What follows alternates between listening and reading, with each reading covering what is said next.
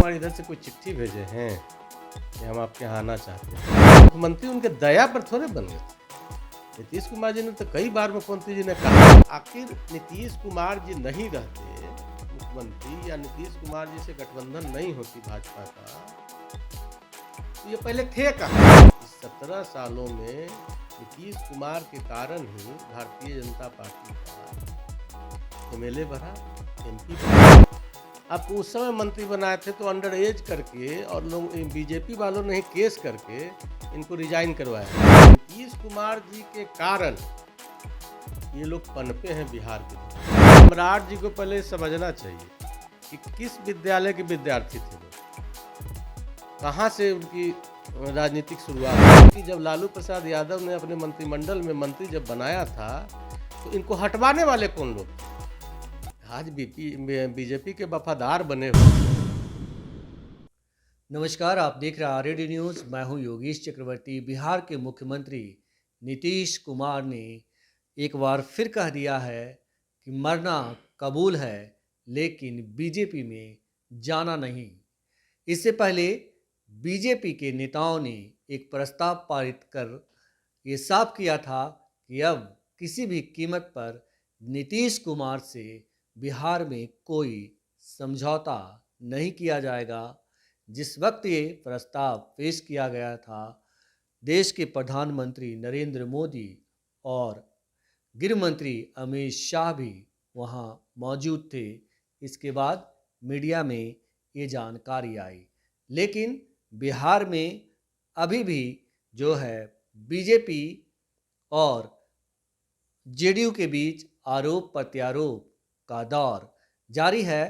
हमारे साथ आरजेडी के राष्ट्रीय महासचिव बीनू यादव जी हैं।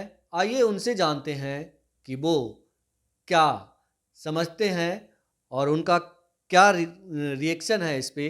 आइए उन्हीं से जानते हैं। जिस तरह से सीएम ने साफ किया, उससे पहले एक दिन जो है बीजेपी के राष्ट्रीय नेतृत्व ने साफ किया कि अब कोई समझौता नहीं होगा।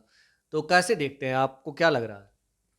बीजेपी के राष्ट्रीय नेतृत्व, पहले उनसे पूछिए कि नीतीश कुमार इधर से कोई चिट्ठी भेजे हैं कि हम आपके यहाँ आना चाहते हैं।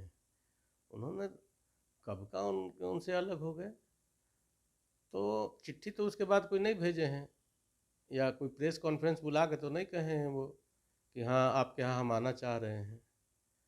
हम कहते हैं कि नीतीश कुमार काम के लिए जाने जाते हैं। आज जैसे ये लोग कहते हैं कि हम 83 ले आए या 80 ले आए, आप 43 ले आए, फिर भी मुख्यमंत्री आपको हम बना दिए। तो मुख्यमंत्री उनके दया पर थोड़े बन गए थे। नीतीश कुमार जी ने तो कई बार मुख्यमंत्री जी ने कहा कि भाई हमारा कम सीट है, हम नहीं बनना चाहते हैं। वो तो अपने वोट, आखिर नीतीश कुमार जी नहीं रहते मुख्यमंत्री या नीतीश कुमार जी से गठबंधन नहीं होती भाजपा का, तो ये पहले थे कहाँ? ये कहाँ थे? बिहार की जनता भी जानती है, शायद आप लोग भी जानते होंगे कि 17 सालों में नीतीश कुमार के कारण ही भारतीय जनता पार्टी का एमएलए बढ़ा, एमपी बढ़ा। तो अब जब ये अलग हो गए हैं और वो क्या कहेंगे कि हम नहीं जाएंगे इनके बारे, तो खुद आपको कह दिए कि भाई आपके साथ नहीं रहेंगे, आप अलग हो जाइए। तो उसमें नीतीश कुमार जी को नीतीश कुमार जी के कारण ये लोग पनपे हैं बिहार की धरती पर। आप कह रहे हैं कि नीतीश कुमार जी के कारण बीजेपी बिहार में पनपी है, आगे बढ़ी है। बीजेपी के नेता हैं सम्राट चौधरी, वो कह रहे हैं लालू हो या नीतीश, बीजेपी के कंधे पर बैठ कर के नेता बने हैं, और बीजेपी नहीं होती तो न लालू होते न नीतीश होती।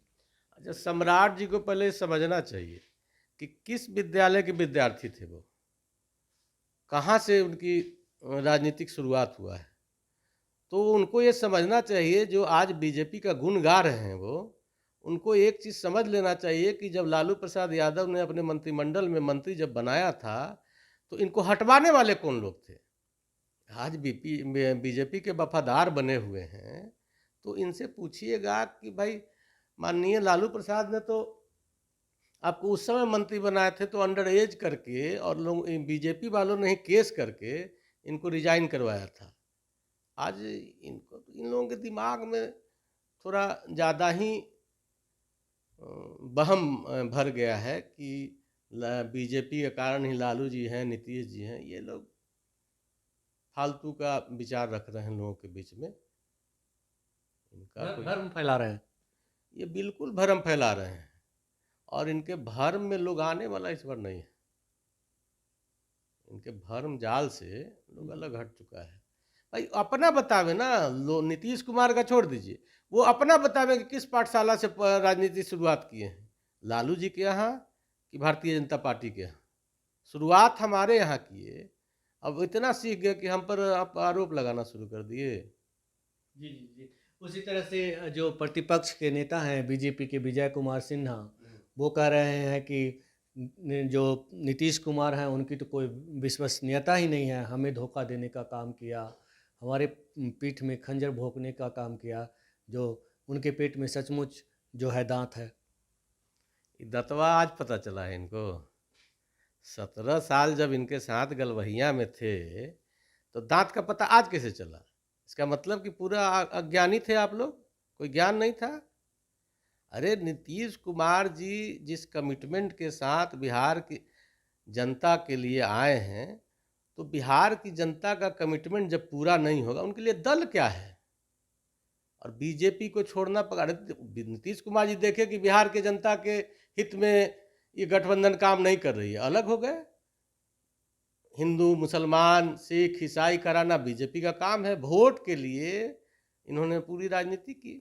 अरे नीतीश कुमार के कारण ना आप 80 या 81 79 जितना भी हैं, या 15 गो 14 गो 16 गो सांसद हैं, आज नीतीश कुमार से अलग होकर के आपको दर्द काहे हो रहा है? आप अलग होकर के 2024 में लड़ के देख लीजिए, तो पता चल जाएगा कि नीतीश कुमार क्या है नहीं है और कौन सा वोट। अब ये लोग कहते थे कि मुसलमान भी वोट बीजेपी को दे देता है, वो आपको दे रहा था क्योंकि नीतीश कुमार के गठबंधन में थे, तो इसलिए दे रहा था वो। ऐसी तो कोई बात ना है, आपके कारण थोड़े मुसलमान आपको वोट दे रहा था, अरे पिछड़ा वोट दे रहा था, अति पिछड़ा वोट दे रहा था। तो सब नीतीश कुमार का क्रिएट किया हुआ वोटर है, लोग उनके लिए काम किए हैं, उसमें ऐसी तो कोई बात नहीं है। तो पता चल जाएगा इन लोगों को ना 2024 में 2025 में। अभी तो देखिए अब समय कहाँ है, 1 साल के बाद चुनाव है। इन लोगों को बेचैनी इसके लिए है कि नीतीश कुमार अब अलग हो गए हैं, तो नरेंद्र मोदी को प्रधानमंत्री हम लोग कैसे बना पाएंगे? बेचैनी उस बात की है इन लोगों को, उसी से ज़्यादा परेशानी में है ये लोग। हमसे बात करने के लिए आपका बहुत शुक्रिया। धन्यवाद। तो सीएम नीतीश भी कुछ इसी लाइन पर आज बयान दिया है मीडिया में कि बीजेपी की बेचैनी जो है अलग होने की नहीं, बीजेपी की बेचैनी आने वाले चुनाव को लेकर है, क्योंकि वो जानती है कि आने वाले चुनाव उसके लिए बेहद ही मुश्किल होंगे और ये चुनाव साफ कर देगा कि किसका वोट ज़्यादा है और कौन असल में नेता है। योगेश चक्रवर्ती, RAD न्यूज़, पटना।